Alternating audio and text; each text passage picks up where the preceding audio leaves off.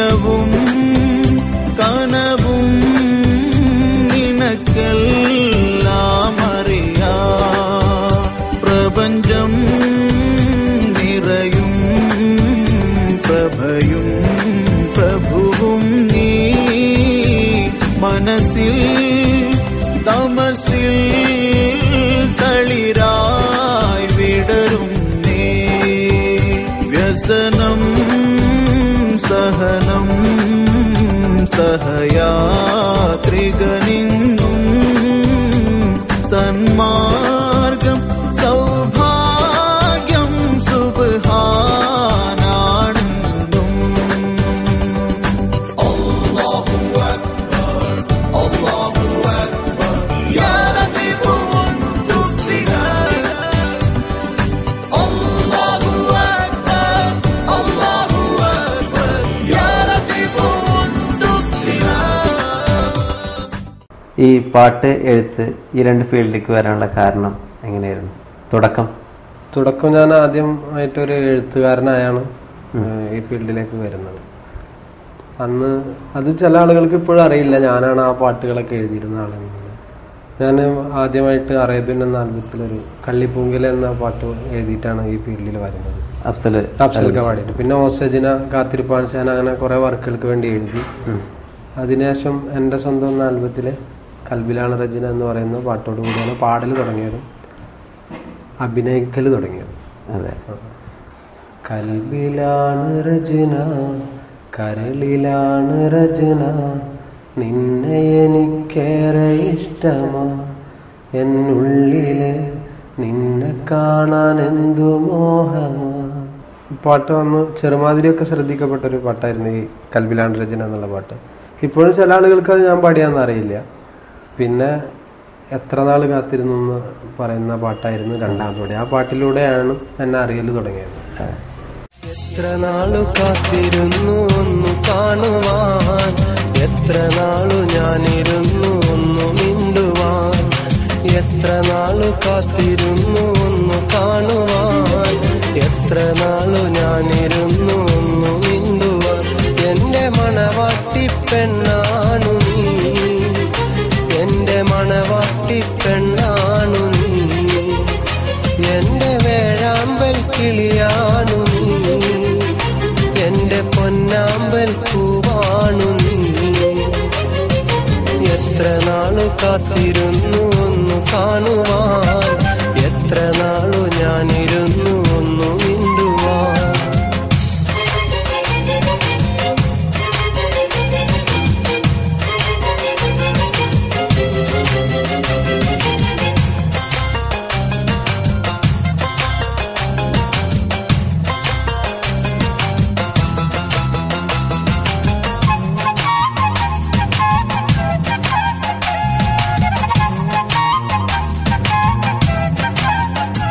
ഇഷ്ടമോതിടുവാൻ പെണ്ണെ മടിയെന്തിനാ, കൽബ് തന്നിടുവാൻ നാണമിനി എന്തിനാ, മഹറ ഞാൻ വന്നിടാ നീ എന്റേതാകുമോ, സ്നേഹക്കടലായി നീ എന്റെ മാത്രമാകുമോ, നാണം നീ മാറ്റിയിടുമോ, എന്റെ പെണ്ണായി നീ വന്നിടുമോ, എന്റെ സ്നേഹത്തിൻ പൂങ്കാവില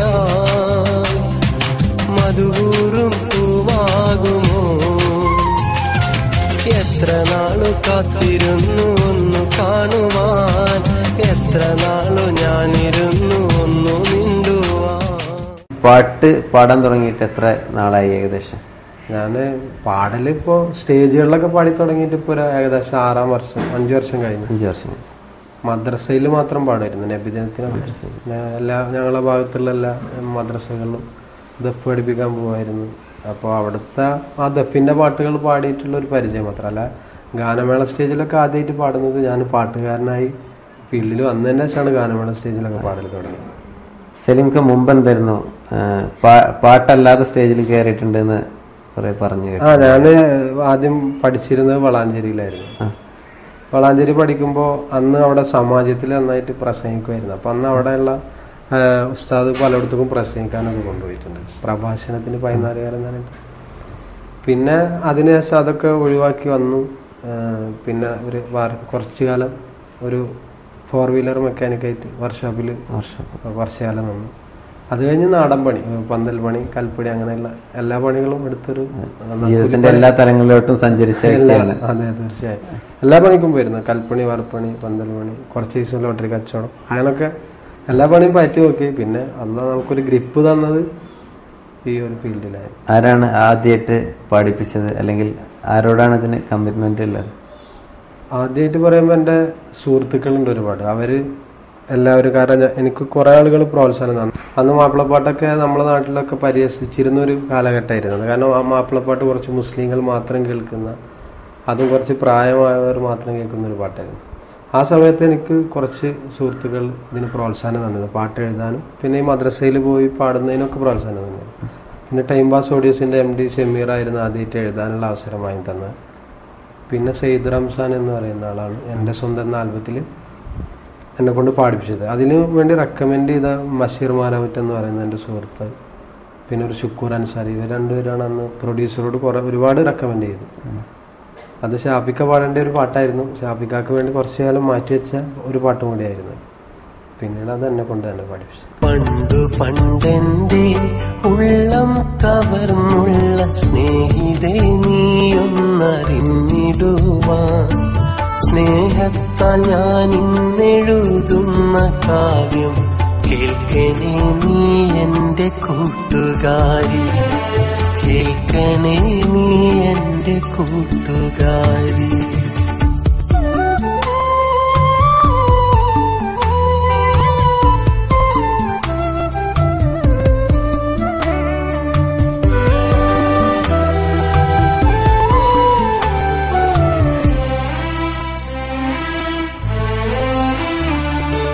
ഞാനിന്നു പാടുന്ന പാട്ടിന്റെ ഈണങ്ങൾ പെണ്ണേ നീ തന്നുള്ള സ്നേഹമല്ലേ, ഞാനിന്നെഴുതുന്ന കാവ്യത്തിൻ വരികളും നീ അന്നു തന്നുള്ള ഓർമ്മയല്ലേ.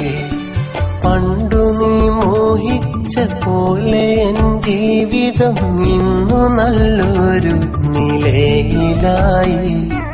കഥകൾ പറയാനും സ്നേഹം ചൊരിയാനും നല്ലൊരു ഭാര്യയും കൂട്ടിനായി. എങ്കിലും സ്നേഹിതേ നീയൊന്നറിയണം, എന്നും എൻ്റെ ഈ നെഞ്ചിലുണ്ടേ. നീ എൻ്റെ കൂട്ടിനായി എത്താത്ത നൊമ്പരം ഈ ജന്മം ഒരു നാളും തീരുകില്ലേ.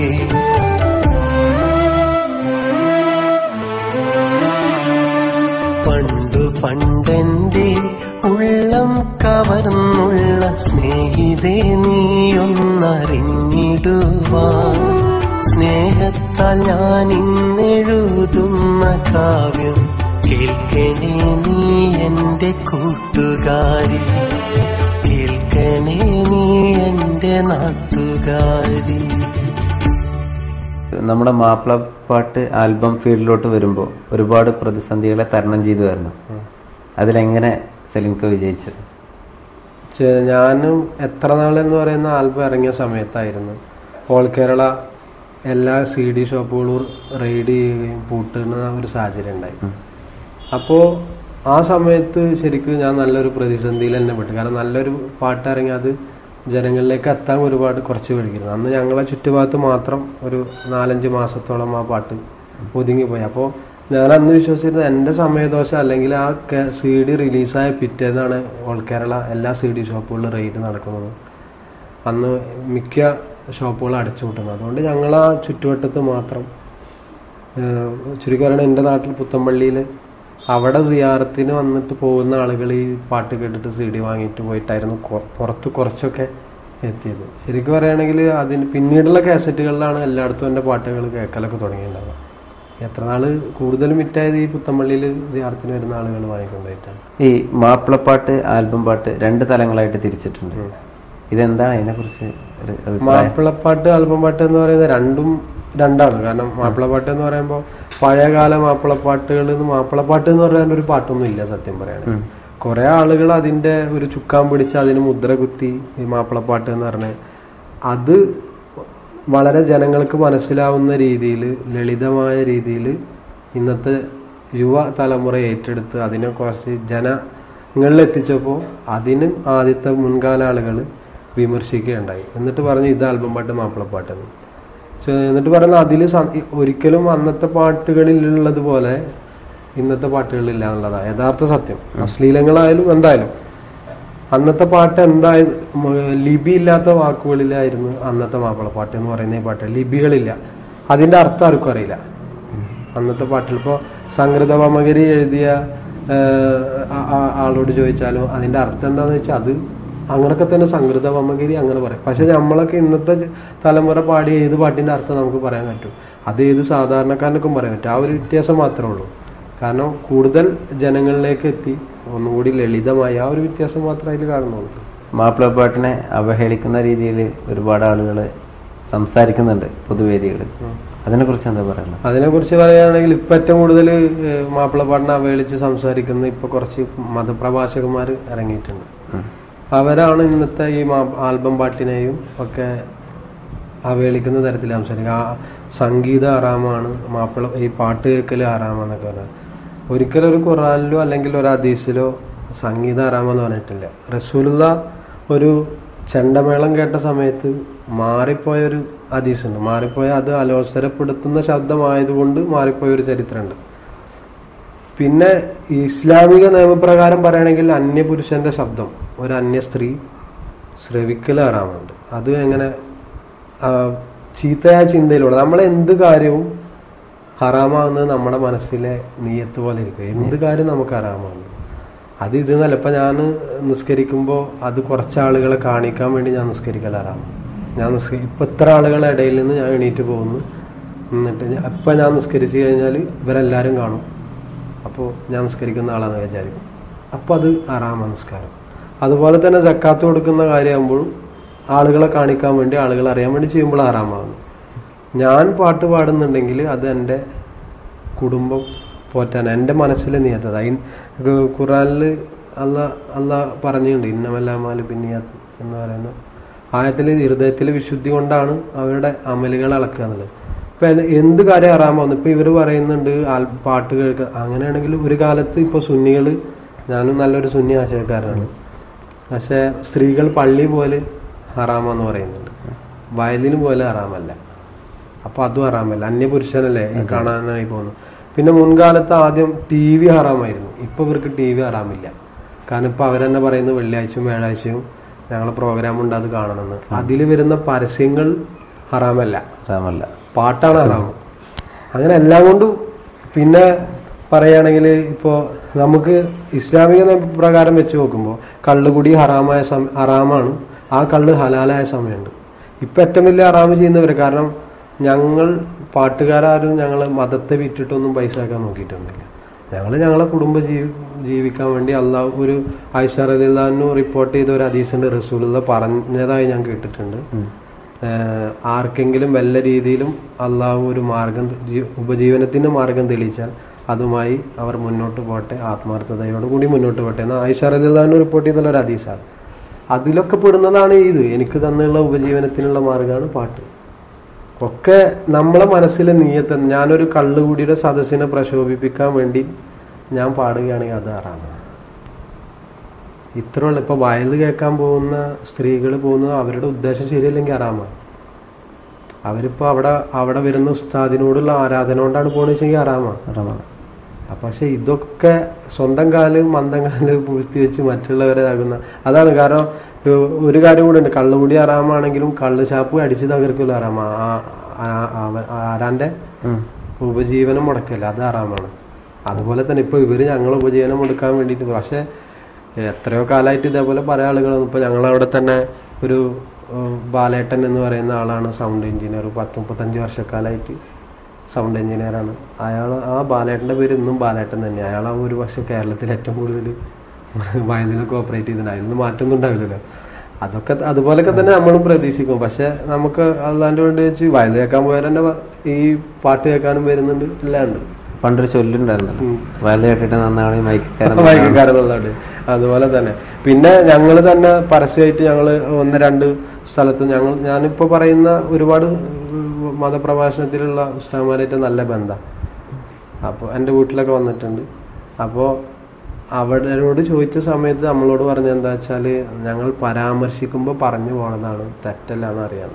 ഞങ്ങൾ ഇപ്പോൾ ഷാഫിക്കായാലും ഞാനും ഷാഫിക്കും താജുക്കൊക്കെ ഒരു പ്രമുഖ പണ്ഡിതനെ, ഇപ്പോൾ മതപ്രഭാഷണത്തിൽ മുന്നിട്ടേക്കുന്ന ഒരു പ്രമുഖ പണ്ഡിതനോട് ഞങ്ങൾ ഒരു ആലപ്പുഴയിൽ വെച്ച് കണ്ട സമയത്ത് ഞങ്ങൾ ചോദിച്ചു, സംവാദത്തിനുണ്ടാന്ന് ചോദിച്ചു. അപ്പോൾ അദ്ദേഹം പറഞ്ഞ മറുപടി ഇതാ, പരാമർശിക്കപ്പെടുമ്പോൾ അത് പറഞ്ഞു പോകുന്നതാണ്, അതിലൊന്നും വേദന തോന്നരുത്. പിന്നെ ആ വിഷയം വിടാം നമുക്ക്. കുട്ടിക്കാലത്തെ പെരുന്നാള്, ഇപ്പോഴത്തെ പെരുന്നാള്, സലീം ഖാന്റെ പെരുന്നാളിനെ കുറിച്ചിട്ടുള്ളൊരു ചിത്രം ഇപ്പോ പ്രേക്ഷകർക്ക് അറിയണം. കുട്ടിക്കാലത്തെ പെരുന്നാളിനെ കുറിച്ച് പറയുകയാണെങ്കിൽ, ഇപ്പോഴത്തെ പെരുന്നാൾ ഇപ്പോൾ 5 വർഷക്കാലമായിട്ട് ഞാൻ നാട്ടിലില്ല, ഗൾഫിലാണ്.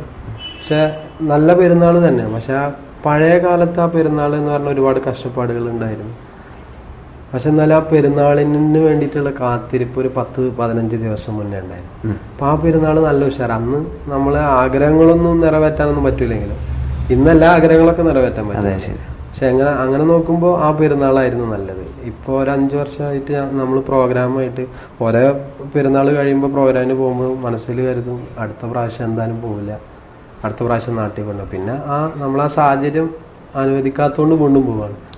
പഴയ കാലത്ത് നോമ്പ് പെരുന്നാളിനൊക്കെ പ്രത്യേകിച്ച് പറയുകയാണെങ്കിൽ നമ്മൾ ഒരു നോമ്പ് 15 കഴിഞ്ഞുകൊണ്ട് ആ പെരുന്നാളിൻ്റെ കാത്തിരിപ്പിന് ഇപ്പം അത്രക്കൊന്നും ആഘോഷമൊന്നും ഇല്ല എന്നൊക്കെയാണ് ഞാൻ മനസ്സിലാക്കി കൊടുത്തത്. അവിടെ പോയാൽ നമ്മളൊരുപാട് സുഹൃത്തുക്കൾ കാണുന്നു, മുസാഫാത്തിൽ നിന്ന്. അതിലൂടെ 5 വർഷമായിട്ട് ഇപ്പോൾ ആ പെരുന്നാൾ ആഘോഷം ഇല്ല എന്ന് തന്നെ പറയാം. കാരണം പ്രോഗ്രാമിൻ്റെ ടെൻഷനാവും. എന്നാലും ആ പഴയ കാലത്തെ പെരുന്നാളിനോടാണ് കൂടുതൽ എനിക്കിഷ്ടം. മാപ്പിളപ്പാട്ടിനെ നശിപ്പിക്കാൻ ആരെങ്കിലും വന്നിട്ടുണ്ടോ എന്നൊരു ഇതുണ്ടോ? മാപ്പിളപ്പാട്ടിനെ നശിപ്പിക്കാനായിട്ട് ആരും വന്നതെന്നൊന്നും തോന്നുന്നില്ല. പക്ഷെ ഞങ്ങളെ കുറച്ച് ഇപ്പോൾ പുതുതായി വന്ന ഒരു ഗായകന് ആൽബത്തില് ഉള്ളപ്പോൾ എന്നെയും ഷാഫിക്കാനെയൊക്കെ താറടിച്ച് കാണിക്കുന്ന രീതിയിൽ ഇപ്പോൾ ഫേസ്ബുക്കിൽ ഒക്കെ ഒരുപാട് വൃത്തികെട്ട കമൻറ്റുകൾ ഇടുക. ആ പുതുതായി വന്ന ഗായകൻ്റെ കുറച്ച് പിള്ളേരും കൂടി ഇപ്പോൾ എൻ്റെ ഭാര്യയുടെയും എൻ്റെയും തല വെട്ടി മാറ്റി ഒരു സെക്സ് ഫോട്ടോയിൽ ഇട്ടിട്ടൊക്കെ ഫേസ്ബുക്കിൽ ഇട്ടിരുന്നു. അപ്പം അതിന് സൈബർ കേസ് കൊടുത്ത സമയത്തൊക്കെ അറിയാൻ കഴിഞ്ഞത് മണ്ണാർക്കാടുള്ള ഒരാളാണ് ചെയ്യുന്നതും, പക്ഷേ സൗദിയിൽ നിന്നാണ് ചെയ്യുന്നത്. സൗദി ഗവൺമെൻറ് ഇൻക്ലൂഡ് അല്ലാത്തതിൻ്റെ പേരിൽ ആക്ഷൻ എടുക്കാൻ പറ്റില്ല. പിന്നെ ആള് നമ്മളോട് വന്ന് മാപ്പ് പറഞ്ഞ് ഇന്ന ആൾ പറഞ്ഞിട്ടാണ്, ഈ ഗായകൻ പറഞ്ഞിട്ടാണ്. അങ്ങനെ അപ്പോൾ ഞങ്ങൾ കുറെ ആളെ താറടിച്ച് കാണിക്കുന്ന രീതിയിൽ ഒരുപാട് കാട്ടി കൂട്ടുന്നത്. പക്ഷെ അയാളെ നല്ല പാട്ടുകൾ ഉണ്ടെങ്കിൽ നല്ല ജനങ്ങൾ സ്വീകരിക്കട്ടെ. പക്ഷെ വന്ന് ഒരുപാട് കേൾക്കുമ്പോൾ ഞങ്ങളൊക്കെ പാടി വെച്ച കുറെ സാധനം തിരിച്ചു മറിച്ചിട്ടിട്ട് പാടിയിട്ടൊക്കെ ഇറക്കി. പിന്നെ ഒരുപാട് ചാനലുകളിൽ പൈസ കൊടുത്തിട്ട് ഞങ്ങളുടെ ആൽബങ്ങൾ ബ്ലോക്ക് ചെയ്യിച്ചിട്ട് വേറെ. പക്ഷെ ഞങ്ങൾക്ക് അറിയാൻ എന്തത്, ഞങ്ങളെ ജനങ്ങൾ എന്നോ സ്വീകരിച്ചില്ലാണ്. ഞങ്ങൾക്കുള്ള പ്രേക്ഷകർ ഞങ്ങൾക്കുണ്ടാവും, അയാൾക്കുള്ള പ്രേക്ഷകർ അയാൾക്കുണ്ടാവുമെന്ന് വിശ്വസിക്കുന്നു. കല്യാണം കഴിഞ്ഞിട്ടാണോ പാട്ട് ഫീൽഡ് തുടങ്ങിയത്, അതിന് മുമ്പായിരുന്നോ? കല്യാണം കഴിഞ്ഞ ആദ്യത്തെ കുട്ടിയാകുന്ന സമയത്തായിരുന്നു ഞാൻ ആദ്യം പാട്ട് എഴുതിയ ഒരു വർക്ക് ഇറങ്ങുന്നത്, അറേബ്യൻ ഇറങ്ങുന്നത്. പിന്നെ രണ്ടാമത്തെ കുട്ടിയായപ്പോൾ ഓസജിന എന്ന വർക്ക് ഇറങ്ങി. പിന്നെ അമ്മ എന്നോട് പറഞ്ഞു, ഇനി നീ കാസറ്റ് ഇറങ്ങണ്ടാണ്. ഓരോ കാസറ്റിന് ഓരോന്ന് റിലീസായിരുന്നു. പിന്നെ കല്യാണം കഴിഞ്ഞ് 2 കുട്ടിയായതിന്റെ ശേഷം തന്നെയാണ്, ഒരു 4-5 വർഷം കഴിഞ്ഞതിന് ശേഷമാണ് ഞാൻ പാട്ടുകാരനായിട്ട് മാറി. ഇതിലാരാണ് പ്രചോദനം തന്നെ? പ്രചോദനം എന്ന് പറഞ്ഞാൽ എൻ്റെ സുഹൃത്തുക്കളായിരുന്നു. പിന്നെ എൻ്റെ വീട്ടുകാരൊന്നും ആദ്യം സപ്പോർട്ടല്ലായിരുന്നു. കാരണം ഇതുകൊണ്ടൊന്നും ആവില്ല. പിന്നെ കല്യാണം കഴിഞ്ഞിട്ടും ഞാൻ ഇതിന്റെ പിന്നാലെ ഇങ്ങനെ എനിക്ക് പാട്ടുകാരനാണെന്നല്ല ആഗ്രഹം ഉണ്ടായിരുന്നു. ഈ ഫീൽഡിൽ ഒരാളായിട്ട് നിൽക്കണം, എഴുത്തുകാരനായി അറിയപ്പെടുന്ന. ഇപ്പോൾ ബാപ്പു വെള്ളിപ്പറമ്പിനൊക്കെ പോലെ അറിയപ്പെടുന്ന ഒരു എഴുത്തുകാരൻ പാട്ടുകാരനാവെന്ന് ഒരിക്കലും വിശ്വാസമില്ലായിരുന്നു. പക്ഷെ അള്ളാഹു ഞാൻ ചെറുത് ആഗ്രഹിച്ചപ്പോൾ എനിക്ക് വലുത് തന്നെ തന്നു.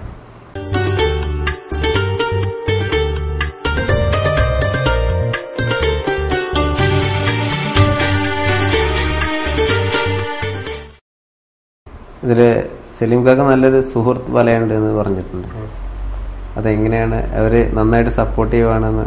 നല്ല സപ്പോർട്ടീവാണ്. പിന്നെ എന്താന്ന് വെച്ചാൽ എനിക്ക് ഇപ്പം എൻ്റെ വീട്ടിൽ നിന്ന് 1 കിലോമീറ്റർ ഉള്ള ദൂരത്തേക്കാണെങ്കിലും ഞാൻ വണ്ടി എടുത്ത് പോകുമ്പോൾ എനിക്ക് ഒറ്റയ്ക്ക് പോകുമ്പോൾ എന്തോ മനസ്സിന് ഭയങ്കര ബുദ്ധിമുട്ട്. അപ്പം ഞാൻ എൻ്റെ സുഹൃത്തുക്കൾ ആരെങ്കിലൊക്കെ വിളിച്ചില്ല. അതുപോലെ പ്രോഗ്രാമിന് പോകുമ്പോൾ എല്ലായിടത്തും കമന്റുകൾ പറയാറുണ്ട്, സലീമും ഒരു പടിയും വരെയുണ്ട് എന്നുള്ളത്. കാരണം എൻ്റെ വണ്ടിയിൽ എപ്പോഴും ഒരു 4-5 ആളുണ്ടാവും. എനിക്ക് അങ്ങനെ സുഹൃത്തുക്കളെ പിരിഞ്ഞിരിക്കാൻ, വീട്ടുകാരെ പിരിഞ്ഞിരിക്കാൻ എന്നാലും പറ്റും. സുഹൃത്തുക്കളെ പിരിഞ്ഞൊരു കുറച്ച് സമയം അങ്ങനെ പറ്റില്ല. അങ്ങോട്ട് പോകുമ്പോൾ സുഹൃത്തുക്കൾ ഉണ്ടാവും. ഓരോരുത്തർക്കും ഓരോ ഭാഗ്യം ഉണ്ടെന്ന് പറയുന്നുണ്ട്. നിങ്ങളെ ഭാഗ്യമാണ് 2 മക്കള്? തീർച്ചയായും 3 മക്കളായി. ഇപ്പോൾ 3 മക്കളും, കാരണം ആദ്യത്തെ കുഞ്ഞായിരിക്കുന്ന സമയത്താണ്, ആദ്യത്തെ മോനാണ്. ആ മോനെ ഗർഭമുള്ള സമയത്താണ് എനിക്ക് ആദ്യം ഒരു പാട്ട് എഴുതാനുള്ള ചാൻസ് കിട്ടുന്നത്. രണ്ടാമത്തെ മോളെ ആ സമയത്താണ് ഇതേപോലെ ഓസജിന എന്ന് പറഞ്ഞ ആൽബത്തിൽ എഴുതാൻ ചാൻസ് കിട്ടുന്നത്. അവളെ പ്രസവിച്ച് അന്ന് രാത്രി ഞാൻ വീട്ടിലിരിക്കുന്ന സമയത്താണ് കാത്തിരിപ്പാണ് ഷേന എന്ന് പറയുന്ന വർക്ക് ചെയ്യാൻ വേണ്ടിയിട്ട് ഒരു പ്രൊഡ്യൂസർമാർ എന്നെ കാറിൽ വന്ന് കൊണ്ടുപോകുന്നത്. അതിലെ ഫുള്ള് പാട്ട് എഴുതാൻ വേണ്ടി പറയുന്നു, അഫ്സൽ കാക്ക് പാടാൻ വേണ്ടി. അന്ന് ഇറങ്ങിയതാണ് ഞാൻ എൻ്റെ വീട്ടിൽ നിന്ന് ഈ ഫീൽഡിൽ. പിന്നെ എനിക്ക് തിരിച്ച് കയറേണ്ടി വന്നില്ല, അല്ല നമ്മളെ ഉയരത്തിലെത്തിച്ച്. പിന്നെ ഇപ്പം 3ാമത്തെ മോളും ആയതിനു ശേഷം ഈ വർഷം എന്ന് പറയുമ്പോൾ എനിക്ക് പ്രോഗ്രാമിൻ്റെ കാര്യത്തിലും വർക്കിൻ്റെ കാര്യത്തിലും വളരെ കൂടുതലായിരുന്നു. സലീം ഖാന്റെ എല്ലാ പാട്ടിലും ഒരു ശോകഭാവമുണ്ട്. അതെന്തുകൊണ്ടാണ്? ഞാൻ കെട്ടിയ പെണ്ണിന് ഇത്തിരി ചന്തം കുറവാണ്, എല്ലാത്തിലും ഓരോ സംഭവങ്ങളാണ്, പ്രശ്നങ്ങളായിരിക്കും. എന്തുകൊണ്ടാണ്?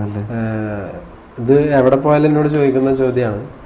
ഒന്നാമത് ഞാൻ സന്തോഷമുള്ളൊരു പാട്ട് പാടിയാലും സങ്കടമായി പോകും, ഞാൻ സന്തോഷിച്ച് അഭിനയിച്ചു കഴിഞ്ഞാലും സങ്കടമായി പോകും. അപ്പോൾ പിന്നെ എല്ലാവരും എന്നെ ഒരു വേണുനാഗവള്ളി ആക്കി മാറ്റി. എന്താണെന്ന് വെച്ചാൽ ഇപ്പോൾ താജുക്കായാലും ഷാഫിക്കൊക്കെ പറയും, വേണുനാഗവള്ളി ഒരു സിനിമയിലും ചിരിച്ചിട്ട് കണ്ടിട്ടില്ല, അതുപോലെയാണ് ഇവൻ ഒരു പാട്ടിലും ചിരിച്ചിട്ട് കണ്ടില്ല. അത് സത്യം തന്നെയാണ്. കാരണം പിന്നെ എന്നെ കൊണ്ട് പാടിക്കുന്ന ആളുകൾ എല്ലാവരും പാടിക്കുന്ന പാട്ടുകളൊക്കെ ഈ സങ്കടമുള്ള പാട്ടുകൾ. അങ്ങനെ പാടി സത്യം പറയുകയാണെങ്കിൽ ഇപ്പൊ ഞാൻ സങ്കടമുള്ള ഒരാളായി പോയി. അതല്ലാതെ ജീവിതത്തിൽ നിന്ന് പകർത്തിയ സംഭവങ്ങളൊന്നും അല്ല. സലീംക്ക് എഴുതിയ കുറെ പാട്ടുകളിൽ വിരഹം അതൊക്കെ ഞാൻ എന്റെ ജീവിതത്തിൽ നിന്ന് പകർത്തി തന്നെയാണ്. കാരണം പറഞ്ഞു കേട്ടിട്ടുണ്ട്. എന്റെ ജീവിതത്തിൽ സംഭവിച്ച വലിയൊരു ദുഃഖം ഉണ്ടായിരുന്നു. ആ ദുഃഖമാണ് എന്നെ ഇവിടെ എത്തിച്ചത്. അങ്ങനെ വിശ്വസിക്കുന്നു. ഇപ്പോഴും ഞങ്ങൾ ഇടയ്ക്കിടയ്ക്ക് ഓരോ കാര്യങ്ങൾ പറയുമ്പോൾ ചർച്ച ചെയ്യുമ്പോൾ പറയുന്നത്, എൻ്റെ ജീവിതത്തിൽ അള്ളാഹ് ഒരു ദുഃഖം തരുമ്പോൾ അതിനും വലിയൊരു സന്തോഷം തരും.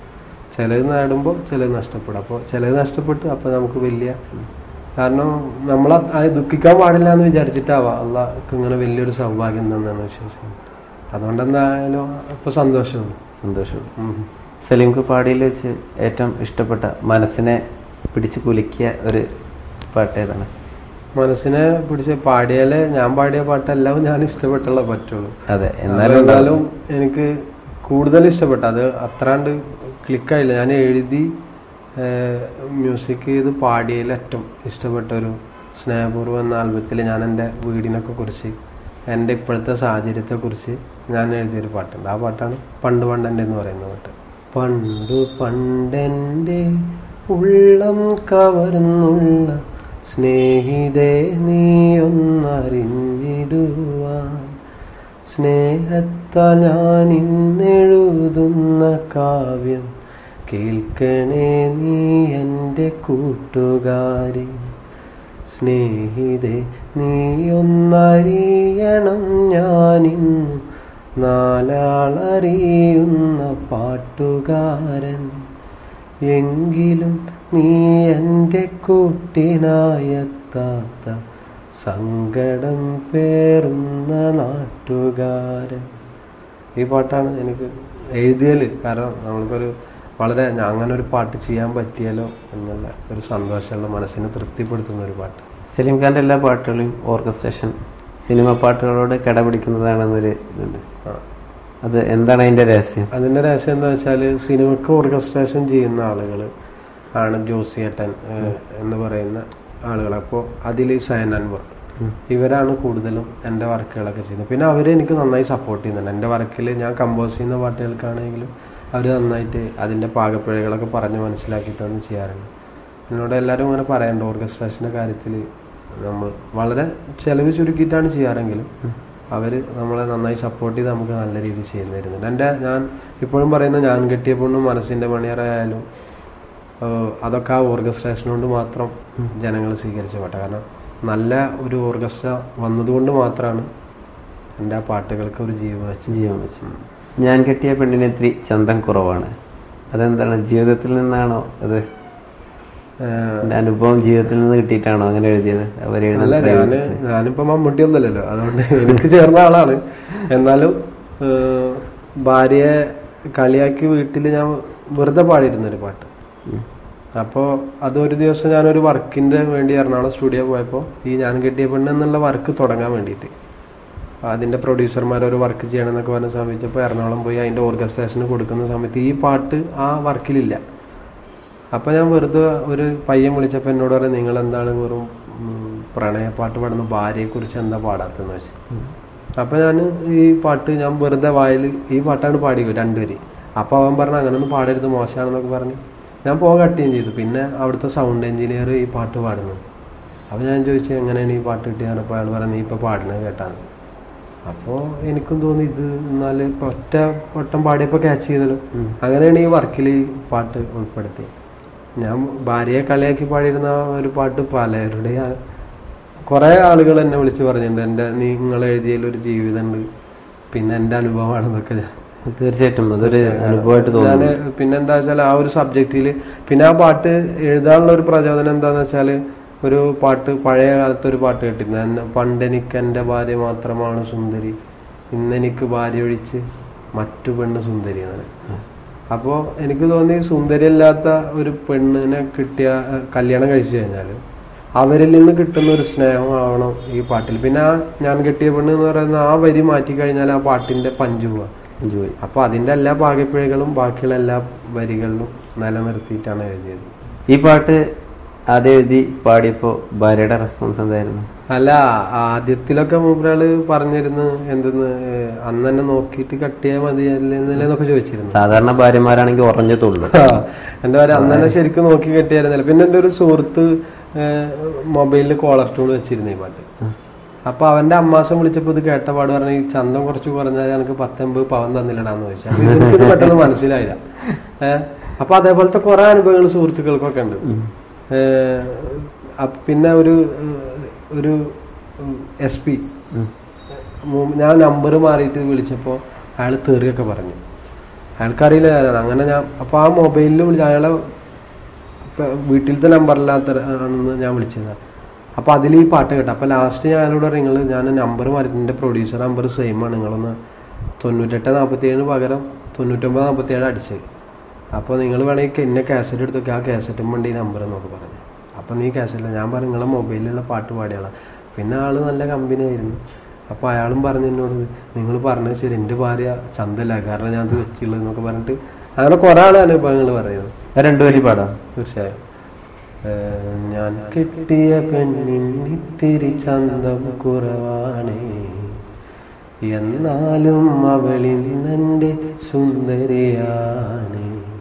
14 രാവുദിക്കും പോലൊരു ചിരിയാണേ, പടിവാതിൽ ചാരി എന്നെ നോക്കും പെണ്ണാണേ. പവിഴപ്പൂമിഴിയുള്ളോളവൾ പാവം പെണ്ണാണേ. ഞാൻ കെട്ടിയ പെണ്ണിത്തിരി ചന്തം കുറവാണേ, എന്നാലും അവളിന്നെൻ്റെ സുന്ദരിയാണ്. ഞാൻ കെട്ടിയ പെണ്ണിത്തിരി ചന്തം കുറവാണ്, എന്നാലും അവളിന്നെൻ്റെ സുന്ദരിയാണ്. 14 രാവുദിക്കും പോലൊരു ചിരിയാണേ, പടിവാതിൽ ചാരി എന്നെ നോക്കും പെണ്ണാണേ. 14 രാവുദിക്കും പോലൊരു ചിരിയാണേ, പടിവാതിൽ ചാരി എന്നെ നോക്കും പെണ്ണാണേ. പവിഴപ്പൂമിഴിയുള്ളോളവൾ പാവം പെണ്ണാണേ. ഞാൻ കെട്ടിയ പെണ്ണിത്തിരി ചന്തം കുറവാണേ, എന്നാലും അവളിന്നെൻ്റെ സുന്ദരിയാണ്.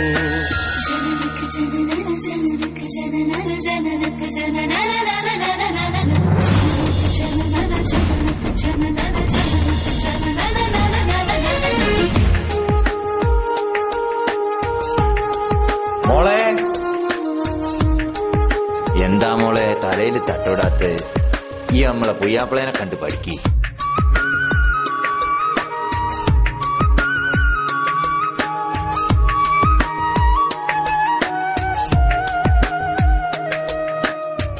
ഞാനെത്തും മണിയറയിൽ നേരത്തെ അവളെത്തും, കവിളത്തൊരു മണിമുത്തം നൽകിക്കൊണ്ടവളെത്തും.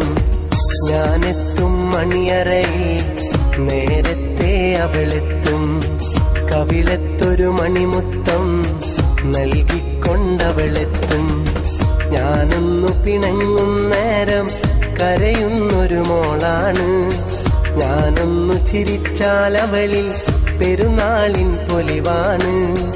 ഞാനൊന്നു പിണങ്ങും നേരം കരയുന്നൊരു മോളാണ്, ഞാനൊന്നു ചിരിച്ചാൽ അവളിൽ പെരുന്നാളിൻ പൊലിവാണ്. ഒരു നേരം പിരിയുമ്പോഴും എൻ്റെ മനസ്സിൽ സങ്കടമാ, സ്നേഹത്താൽ എന്നെയുറക്കും എൻ്റെ നിലാവിൽ സുന്ദരിയാ. ഞാൻ കെട്ടിയ പെണ്ണിത്തിരി ചന്തം കുറവാണേ, എന്നാലും അവളിന്നെൻ്റെ സുന്ദരിയാണ്. ആദ്യം സലീംക്ക പാട്ട് മാത്രമേ പാടിയിരുന്നുള്ളൂ, പിന്നെ അഭിനയത്തേക്ക് വരാൻ വൈകിയതിന്റെ കാരണം എന്തായിരുന്നു? ഞാൻ പാടി തുടങ്ങിയ ആദ്യത്തെ ഒരു കൽബിലാ രചനയിൽ തന്നെ ഞാൻ അഭിനയിച്ചിട്ടുണ്ട്. ഇപ്പൊ കണ്ടു കഴിഞ്ഞാൽ ഞാനാന്ന് പറയില്ല, അത്രക്ക് വ്യത്യാസം ഉണ്ടായിരുന്നു. പിന്നെ വേറെ ഒരു അഫ്സൽക്ക പാടിയ ഒരു പാട്ടിൽ അഭിനയിച്ചു. അപ്പോൾ അന്ന് അതെനിക്കൊരു ഓസ്കാർ അവാർഡൊക്കെ കിട്ടിയതില്ലായിരുന്നു, അഭിനയിക്കാൻ കിട്ടിയ ചാൻസ് അല്ലേ. അപ്പൊ ഞാൻ കരുതിയിരുന്നത് അത് നല്ല രസമുണ്ട് എൻ്റെ അഭിനയം എന്നൊക്കെ. അങ്ങനെ പലർക്കും ഞാൻ കാണിക്കാൻ വേണ്ടി കൊണ്ടുപോയ സമയത്ത് കണ്ട ആളുകളൊക്കെ എന്നോട് പറഞ്ഞു, നീ പാടിക്കോ എഴുതിക്കോ, പക്ഷെ അഭിനയിക്കരുത്, അത് നിനക്ക് പറ്റിയ പണിയല്ല എന്ന് എന്നോട് ഒരുപാട് ആൾ പറഞ്ഞു. അപ്പൊ അതിനുശേഷം ഞാൻ അഭിനയം രംഗത്തേക്ക് ഇല്ലാന്ന് പറഞ്ഞുകൊണ്ട് ഞാൻ പിൻവാങ്ങി അഭിനയത്തിൽ. പിന്നെ ഞാൻ കിട്ടിയ പെണ്ണ് എന്ന ആൽബത്തിലൂടെയാണ് ഞാൻ അഭിനയിക്കൽ വീണ്ടും തുടങ്ങുന്നത്. അന്നത്തെ പ്രൊഡ്യൂസറെ നിർബന്ധപ്രകാരമാണ് ഞാൻ കിട്ടിയ പെണ്ണിൽ അഭിനയിക്കുന്നത്. അതിനുശേഷമാണ് പിന്നെ അഭിനയത്തിൽ സജീവമായത്. പിന്നെ പാടിയാൽ മാത്രം പോരാ, അഭിനയിച്ചാൽ കൂടി ഈ ഫീൽഡിൽ പിടിച്ചു നിൽക്കാൻ പറ്റുള്ളൂ എന്ന് തോന്നിയതുകൊണ്ട് അങ്ങനെ തുടർന്നു. അഭിനയത്തിന്റെ കാര്യം പറയുമ്പോൾ ഷാഫി, താജുക എല്ലാവരും സിനിമയിൽ അഭിനയിച്ചിട്ടുണ്ട്. അങ്ങനെ വല്ല താല്പര്യമോ ആഗ്രഹമോ എന്തെങ്കിലും ഉണ്ടോ? ആഗ്രഹം ഉണ്ടാന്ന് വെച്ചാൽ എന്തായാലും ഇല്ലാതിരിക്കില്ലല്ലോ. എനിക്ക് ഇപ്പോൾ അവസരങ്ങൾ കുറെ വന്നിരുന്നു. പിന്നെ സിനിമയുടെ കാര്യമാണ് അത്. ഞങ്ങളൊരു 5.1 എന്ന് പറയുന്ന ഒരു സിനിമ പൂജയൊക്കെ കഴിഞ്ഞ് ആയിട്ട് നിൽക്കുന്ന, പിന്നെ വേറെ ഒരു നിക്കാഹ് എന്ന് പറഞ്ഞ സിനിമയിൽ കിട്ടിയിരുന്നു. പക്ഷെ അതിൽ നിന്ന് പിന്നെ ഞാനായിട്ട് പിന്മാറിയ. അതിൻ്റെ ഷൂട്ട് ഇപ്പോൾ നടന്നുകൊണ്ടിരിക്കുന്നുണ്ട്. എന്താന്ന് വെച്ചാൽ നമ്മളെ ഒരു സൈഡിൽ ഒതുക്കി നമ്മളൊക്കെ വെച്ച് മാർക്കറ്റ്, അതിൽ ഇപ്പോൾ ഷാഫിക്കും താജുക്കൊക്കെ ഉണ്ട്, മാർക്കറ്റ് ചെയ്യാനുള്ള ഉദ്ദേശമെന്ന് മനസ്സിലായതുകൊണ്ട് ഞാൻ പിന്മാറിയത് അതിൽ നിന്ന്. സിനിമയിൽ ഇപ്പോൾ വലിയൊരു ആഗ്രഹമായിരിക്കുന്നു, സിനിമയിൽ എന്തായാലും അഭിനയിക്കണം. പിന്നെ എല്ലാവരും ഇങ്ങനെ പറയുന്നത് നിങ്ങൾ സിനിമയിൽ ട്രൈ ചെയ്യുന്നു. എൻ്റെ ഒരു വിശ്വാസമുണ്ട്, എനിക്ക് വിധിച്ച് എൻ്റെ ജീവിതത്തിൽ സംഭവിച്ചതൊക്കെ എന്നെ തേടി വന്നിട്ടുണ്ട്. അതുപോലെ എനിക്ക് വിധി ഉണ്ടെങ്കിൽ എന്നെ തേടി വരും ഇൻഷാ അല്ലാഹ്. അപ്പോൾ അഭിനയിക്കുന്നുണ്ട്. സലീം ഖാന്റെ ഫസ്റ്റ് പാട്ട് ഹിറ്റായത് അറിഞ്ഞിട്ടില്ല. നിങ്ങൾ പാടിയതിന് ശേഷം വീട്ടിൽ വന്നിട്ട് എവിടുന്നാണ് ഹിറ്റായത് അറിഞ്ഞിട്ടുണ്ടായ അനുഭവം, സന്തോഷപ്രകടനം എന്താ വെച്ചാല്, ഫസ്റ്റ് എത്ര നാള് ആണല്ലോ കൂടുതലായിട്ട്. ഞാൻ ആദ്യം കൽബിലാൻ റജിനെ പാടിയിട്ട് എത്ര നാളിന്റെ വർക്ക് നടക്കുന്നത് തിരൂര് ഒരു സ്റ്റുഡിയോയിലായിരുന്നു. അപ്പോൾ അവിടെ ഞാൻ ബൈക്കിൽ പോകുന്ന സമയത്ത് ഒരു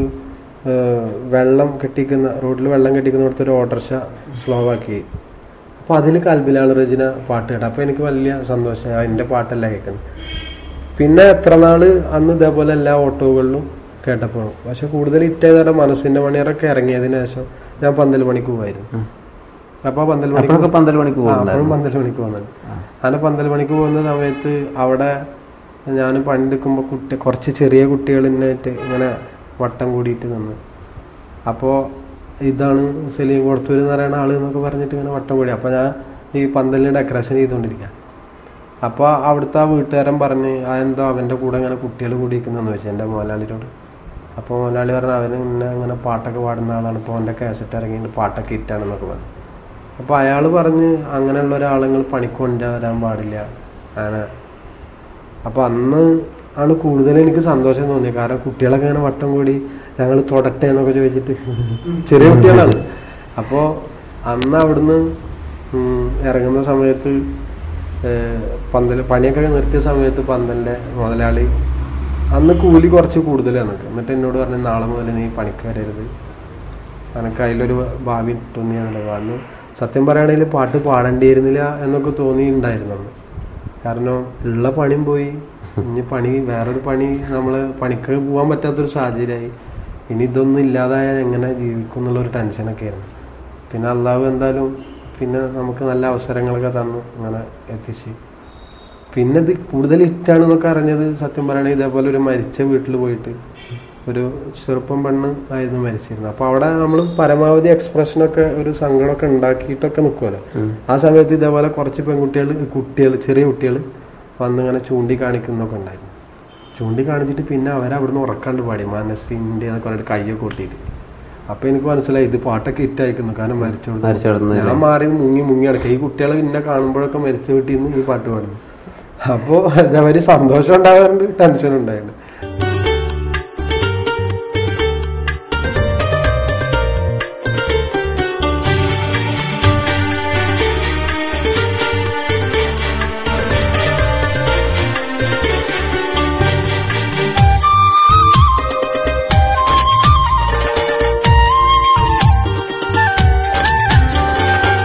മനസ്സിന്റെ മണിയറയിൽ സുന്ദരിയായ മോളുണ്ട്, കഥ പറയാൻ കൂട്ടിനായി കാത്തിരുന്നൊരു പെണ്ണുണ്ട്. നാണത്താൽ ചിരിതൂകും സുന്ദരിയായ മോളാണ്, കിന്നാര കഥ പറയാൻ കൂട്ടുവന്നൊരു പെണ്ണാണ്. മനസ്സിന്റെ മണിയറയിൽ സുന്ദരിയായ മോളുണ്ട്, കഥ പറയാൻ കൂട്ടിനായി കാത്തിരുന്നൊരു പെണ്ണുണ്ട്.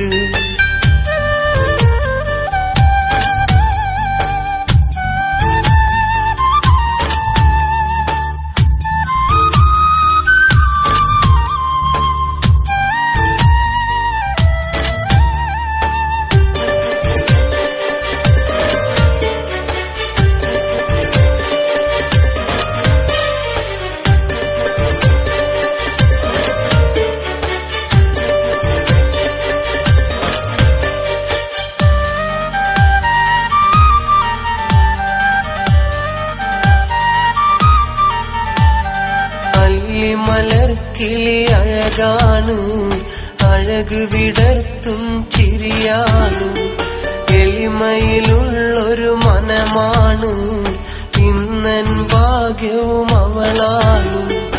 അല്ലി മലർക്കിളി അഴകാണ്, അഴക് വിടർത്തും ചിരിയാണ്, എളിമയിലുള്ളൊരു മനമാണ്, ഇന്നൻ ഭാഗ്യവും അവളാണ്. എന്റെ മുഹബത്തിൻ നിധിയാണ്, എന്റെ കരളിന്റെ കരളാണ്, എന്റെ ഇഷ്കിൻ കുടമാണ്, എന്റെ സുന്ദരി മോളാണ്. സ്റ്റേജ് പ്രോഗ്രാംസിനൊക്കെ പോകുമ്പോൾ ആളുകളുടെ സപ്പോർട്ട് കണ്ടു കഴിഞ്ഞാൽ എന്താ തോന്നാറ്? സത്യം ഈ ആളുകളെ സപ്പോർട്ട് വളരെ നമ്മൾക്ക് വളരെ സന്തോഷമാണ്. കാരണം ചില സമയത്ത് സങ്കടം വരും. കാരണം അവർ നമ്മളോട് കാണിക്കുന്ന സ്നേഹം, കാരണം ജനങ്ങളാണ് നമ്മളെ പാട്ടുകൾ സ്വീകരിച്ചുകൊണ്ടാണ് നമ്മളെ പ്രോഗ്രാമിന് ആളുകൾ വരുന്നതെന്ന്. അപ്പോൾ പരമാവധി അവർ തരുന്ന സ്നേഹം നമ്മൾ തിരിച്ചു കൊടുക്കാറുണ്ട്. ആരെയും ഞാനങ്ങനെ മുഷിപ്പിക്കാറൊന്നുമില്ല. ഇപ്പോൾ നമ്മളോട് ഫോട്ടോ എടുക്കാൻ വേണ്ടി നിന്നാലും ഞാൻ പരമാവധി അവരായിട്ടൊക്കെ നിന്ന് സൗഹാർദ്ദം പങ്കുവെച്ചേ വരലുള്ളൂ. കാരണം അവരാണ് നമ്മളെവിടം വരെ എത്തിച്ച. അവർ ഒന്ന് കൈ ഒഴിഞ്ഞാൽ വീണ്ടും ബാക്കിലോട്ട് പോകാനുള്ളൂ. അപ്പോൾ അവരോട് തന്നെ അല്ല നന്ദി. സംഗീത പാരമ്പര്യത്തെ കുറിച്ച് ഉമ്മപ്പാരേലും പാടും? ആരുമില്ല, എൻ്റെ പരമ്പരയിൽ ആരുമില്ല എന്നാണ്. ആരുമില്ല. ഞാൻ വിശ്വസിക്കുന്നത് ഈ നബിദിനത്തിലൊക്കെ പാടി കുറേ കൊല്ലം 10-14 വർഷത്തോളം ഞാൻ നബിദിനത്തിൽ ഈ മദ്ഹുകളൊക്കെ പാടി നടന്നതിൻ്റെ ഒരു ഇതാവാം എന്ന് വിശ്വസിക്കുന്നു. പിന്നെ എനിക്കിങ്ങനെ തോന്നി ഞാൻ ഉണ്ടാക്കിയെടുത്തതാണെന്നൊക്കെ ചെറുമങ്ങനെ പാടുന്നത് എനിക്ക് പാടാൻ കഴിയുന്നുള്ള എൻ്റെ ഒരു ആത്മവിശ്വാസം. ഞാൻ എൻ്റെ അനുഭവത്തിൽ പറയുമ്പോൾ നമുക്ക് നേടാൻ പറ്റാത്ത ഒന്നുമില്ല. ചെറിയ ഒരു കഴിവില്ലാതെ ദൈവം ഒരാളെയും സൃഷ്ടിക്കുന്നില്ല. അത് നമ്മൾ വിശ്വസിക്കണം. നമുക്ക് എന്തെങ്കിലുമൊക്കെ കഴിവുണ്ടാവും. ആ കഴിവ് എന്താണെന്ന് നമ്മൾ സ്വയം കണ്ടെത്തുക. എന്നിട്ട് നമുക്ക് പരിശ്രമിച്ചാൽ നേടാൻ കഴിയാത്തതൊന്നുമില്ല എന്നാണ് എൻ്റെ വിശ്വാസം. എനിക്ക് ചെറിയൊരു കഴിവ് തന്നതാണ്, അതിൽ ഞാൻ മുറുകെ പിടിച്ചിരുന്നതുകൊണ്ടാണ് ആവാം ഇങ്ങനെ ആയത്, അങ്ങനെ വിശ്വസിക്കുന്നു. സലീംക്ക ഏറ്റവും പുതിയ പാടിയത് ഏത് പാട്ടല്ലത്? അതൊന്ന് പ്രേക്ഷകർക്ക് ഞങ്ങളിലൂടെ ആദ്യമായിട്ടൊന്ന്. തീർച്ചയായും ഞാനിപ്പോൾ ഏറ്റവും കൂടുതൽ എൻക്വയറി ഉള്ള പാട്ടാണ് ഒരു ബാക്ക് ബെഞ്ച് എന്ന ആൽബത്തിലെ പാട്ട്. ആ പാട്ട് പറയുമ്പോൾ ഇപ്പോൾ എല്ലാവരും ഇപ്പോൾ അടുത്ത വീട്ടിലെ കല്യാണം ഇറങ്ങിയതിന് ശേഷം എല്ലാ സ്ഥലത്തും പോകുമ്പോൾ അവിടുന്ന് എല്ലാവരും ചോദിക്കും ഇങ്ങനെ എന്താണ് അടുത്ത വീട്ടിലെ കല്യാണത്തിന് സംഭവിച്ചത്, അയാൾ എവിടെയാണ്, അങ്ങനെയൊക്കെ ചോദിക്കും. അപ്പോൾ അതിനെക്കുറിച്ചൊരു പാട്ടാക്കാം എന്ന് ഉദ്ദേശിച്ചിട്ടാണ് ഞാൻ ബാക്ക് ബെഞ്ച് എന്ന ആൽബത്തിലൊരു പാട്ടാണ്. ആ പാട്ട് പാടാം. തൊട്ടടുത്ത വീട്ടിലെ കോലായിലേക്ക് നോക്കിയിടുമ്പോൾ ഇന്നുമെൻ മനസ്സിലോടിയെത്തും വേദന, ഇന്നും ആവിടിൻ വിളക്ക് എന്നവർ പറഞ്ഞിടുന്നു, സുന്ദരി അവളായിരുന്നു എൻ്റെ ദേവത, അവിടെ അറബ് നാട്ടിൽ നിന്നും മഹറുമായി വന്നവർ, നിക്കാഹ് ചെയ്ത് കൊണ്ടുപോയതെൻ്റെ ജീവന, അന്നവർ പറിച്ചെടുത്തതെൻ്റെ പ്രാണന, തൊട്ടടുത്ത വീട്ടിലെ കോലായിലേക്ക് നോക്കിയിടുമ്പോൾ എന്നുമെൻ മനസ്സിലോടിയെത്തും വേദന, എന്നുമെൻ മനസ്സിലോടിയെത്തും വേദന. ഈ പാട്ടാണ് ഇനി പുറത്തിറങ്ങാനുള്ള ഒരു പാട്ട്.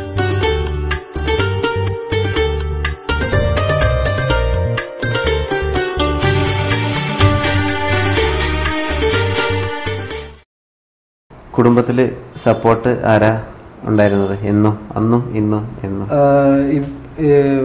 എൻ്റെ വീട്ടുകാരെ വെച്ച് എൻ്റെ കുടുംബങ്ങളിലുള്ള എല്ലാവരും എനിക്ക് ആദ്യം പോലെ സപ്പോർട്ട് ഉണ്ടായിരുന്നു. കാരണം ഞങ്ങളെ കുടുംബത്തിൽ ആരും പാടുന്നവരില്ല, എഴുതുന്നവരൊന്നുമില്ല. അപ്പം അന്ന് ചെറുപ്പം മുതലേ ഞാനിങ്ങനെ ഉമ്മയുടെ വീട്ടിലൊക്കെ പോയാൽ അവിടെ നിന്നൊക്കെ അവരൊക്കെ പാടിക്കായിരുന്നു. അപ്പം അവരൊക്കെ നല്ല സപ്പോർട്ടായിരുന്നു. ഇപ്പോൾ വീട്ടിലെല്ലാവരും നല്ല സപ്പോർട്ടാണ്. കാരണം കൂടുതൽ ഇതാൻ വേണ്ടി അവരുടെ പ്രാർത്ഥനകളും അല്ലാണ്ട് ആദ്യം എന്താന്ന് വെച്ചാൽ ഇങ്ങനൊന്നും ആവുന്നു, ഇതിൽ പിന്നിൽ നടന്ന് ജീവിതം വേസ്റ്റാവും, ഭാര്യയുണ്ട്, 2 കുട്ടികളുണ്ട്, ആ ചിന്ത ഇല്ലാതെയാണ് നടക്കുന്നത്, ഗൾഫിലേക്ക് പോകുന്നില്ല. അന്നൊക്കെ വിസ അടക്കം റെഡി ആയിട്ട് പോകാത്ത ചരിത്രമായിരുന്നു ഉണ്ടായിരുന്നു. പോയി കഴിഞ്ഞാൽ എനിക്ക് ഒന്നും ആവാൻ പറ്റില്ല, എനിക്ക് 4 ആളെ അറിയണ ആളാണ്. ആ ഒരു വാശിയായിരുന്നു എഴുത്തുകാരനായിട്ടാണെങ്കിലും. അപ്പോൾ അന്ന് അവർക്ക് അതുകൊണ്ടാവാം അവർ പ്രോത്സാഹനം തരാതിരുന്നു. ഇന്ന് നല്ല സപ്പോർട്ടാണ്.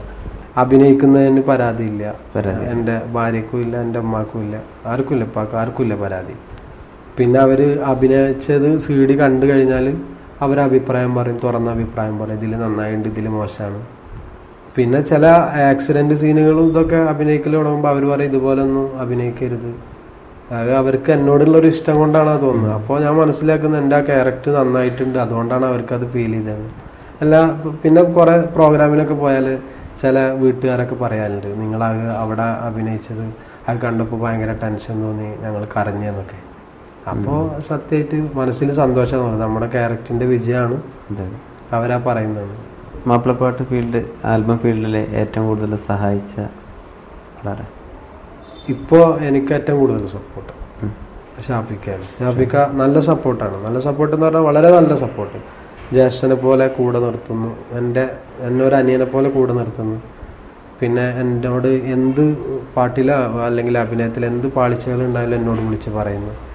പിന്നെ പ്രോഗ്രാമുകളിൽ കൂടുതൽ ഒന്നിച്ചാണ് പോകുന്നത്. പിന്നെ എൻ്റെ എന്തെങ്കിലും കണ്ടാൽ എന്നെ നന്നായി ചീത്ത പറയുന്നുണ്ട്.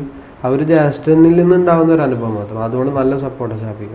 ഞാനും ഏറ്റവും കൂടുതൽ എല്ലാ സ്റ്റേജുകളിലും ഞാൻ പറയാറില്ല, എന്നെ ഏറ്റവും കൂടുതൽ സപ്പോർട്ട് ചെയ്യുന്ന, ഞാൻ കൂടുതൽ ബഹുമാനിക്കുന്നതൊക്കെ ഷാഫിക്ക എന്നുള്ളത്. വളരെ വല്ലാത്തൊരു ബന്ധമാണ് ഞങ്ങൾ തമ്മിൽ. ഇപ്പോൾ ഈ ഫേസ്ബുക്കിലൊക്കെ ഇങ്ങനെയൊക്കെ വരുന്ന പലതും എന്നെ മോശമായി വളരെ ചിത്രീകരിച്ചിട്ട് ഫേസ്ബുക്കിലൊക്കെ വന്ന സമയത്തും ഷാഫിക്കയാണ് എന്നെ സമാധാനിപ്പിച്ചിരുന്നത്. ഞാൻ ഈ ഫീൽഡ് തന്നെ അവസാനിപ്പിച്ചാലെന്നൊക്കെ തോന്നിയ ഒരു ഘട്ടമായിരുന്നു. അപ്പോൾ പറയുന്ന എല്ലാത്തിനും ഒരു അവസരം ഉണ്ടാവും, എല്ലാവരും നിൻ്റെ അരികിലേക്ക് വരും, അവരൊക്കെ ഈ ഉപദ്രവിച്ചാലെന്നൊക്കെ. അതേമാതിരി ഈ ഉപദ്രവിച്ച കുറേ ആളുകൾ നമ്മളോട് വന്ന് സത്യം പറയും, ഇന്ന ആൾ പറഞ്ഞിട്ട്. ഇത് ഞാൻ പറയുമ്പോൾ തന്നെ ആളുകൾക്ക് മനസ്സിലാവും ആരാണ് ഇതൊക്കെ ചെയ്യിപ്പിച്ചതെന്ന്. കാരണം അത് ആ ഫേസ്ബുക്ക് യൂസ് ചെയ്യുന്ന എല്ലാവർക്കും അറിയാം ഇത് ആരാ പണിയാണെന്നുള്ളത്. അപ്പം അന്നൊക്കെ എന്നെ വളരെയധികം സഹായിച്ചത് ഈ ഷാഫിക്കാണ്. നമ്മുടെ പ്രേക്ഷകരോട് പെരുന്നാളിനെ കുറിച്ചിട്ട് എന്താ പറയാനുള്ളത്? ഒരു ഏറ്റവും പുതിയ പെരുന്നാൾ കിളി എന്ന ആൽബത്തിലെ ഒരു പാട്ടും രണ്ടുപേരും. തീർച്ചയായും ഞാൻ പെരുന്നാളിനെ കുറിച്ച് പറയുന്ന പെരുന്നാൾ നോമ്പ് നല്ല വ്രതശുദ്ധിയുടെ നാളുകൾ വിട പറഞ്ഞ് വരുന്ന പെരുന്നാളാണ്. അപ്പം ആ ശുദ്ധി പെരുന്നാളിനും മനസ്സിലുണ്ടായിരിക്കുക. പിന്നെ എന്നെ ഇതുവരെ പ്രോത്സാഹിപ്പിച്ചത് എല്ലാ ഈ പ്രേക്ഷകർ തന്നെയാണ്. ഇനിയും ആ പ്രോത്സാഹനം പ്രതീക്ഷിക്കുന്നു. നിങ്ങളാണ് ഞങ്ങളുടെ വിജയത്തിന് പിന്നിലെന്ന് ഞങ്ങൾ വിശ്വസിക്കുന്നു. ആ വിശ്വാസം തന്നെയാണ് ഞങ്ങളെ ഇതുവരെ എത്തിച്ചതും. അതുകൊണ്ട് എല്ലാത്തിനും നന്ദി. പിന്നെ ഈദുൽ ഫിത്തർ എന്ന വർക്കിലെ പാട്ട് എനിക്ക് അറിയാം. പഴയ പാട്ടിൻ്റെ ട്യൂണിലാണ് ഈ പെരുന്നാൾ വർക്കുള്ള പാട്ടുകൾ ഇറങ്ങാറ്. അപ്പോൾ അതിലൊന്ന് ഈദുൽ ഫിത്തറിലൊന്ന്, കടവത്തെ കളി വഞ്ചി തുഴയുന്ന കാലത്ത് കണ്ടു ഞാൻ കാനോത്ത്, അന്ന് കുഞ്ഞിക്കൈ പിടിച്ചെന്ന് വട്ടം ചുറ്റി കളിക്കുമ്പോൾ മനസ്സുള്ളിൽ മുഹബത്ത്, ഇന്നും നിന്നോടൻ ഹാജത്ത്. അതായിരുന്നു ഒരു പാട്ട്. പിന്നെ ഒന്ന്, പണ്ടെൻ്റെ വീടിൻ്റെ അടുക്കളയിൽ നല്ല വിഭവം ഒരുങ്ങാൻ പെരുന്നാൾ വേണം, പുത്തനുടുപ്പൻ്റെ പൂമേനി പുണരാൻ പള്ളിയിൽ തക്ബീർ ഉയർന്നിടണം. ഈ രണ്ട് പാട്ടുകളാണ് ഈദുൽ ഫിത്തറിലെ പാട്ടുകൾ. ആ രണ്ട് പാട്ടിൽ ഞാൻ തന്നെ അഭിനയിച്ചിട്ടുണ്ട്. എല്ലാവരും ഈ ആൽബങ്ങളൊക്കെ വാങ്ങിക്കുക, കാണുക, പ്രോത്സാഹനം നൽകുക, പ്രാർത്ഥിക്കുക. ഇത്ര നേരം നമുക്ക് വേണ്ടി വിലപ്പെട്ട സമയം ചെലവഴിച്ച നമ്മുടെ സെലിം കൊടത്തൂർ, അദ്ദേഹത്തിൻ്റെ എല്ലാ വർക്കുകളും വളരെ ഹിറ്റാവട്ടെ എന്ന് പ്രാർത്ഥിക്കുന്നു.